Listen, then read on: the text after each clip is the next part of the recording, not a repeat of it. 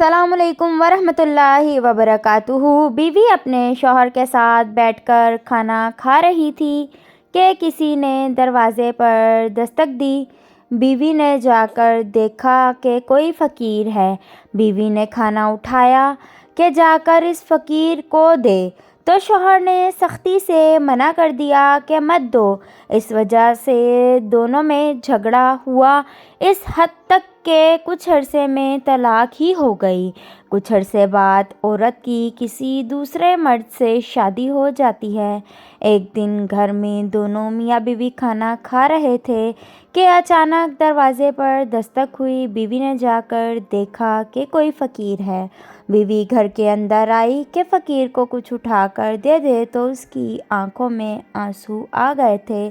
شوہر نے پوچھا کیا بات ہے؟ بیوی نے کہا یہ فقیر جو دروازے پہ آیا ہے یہ میرا پہلا شوہر ہے جو بہت مغرور اور متکبر تھا۔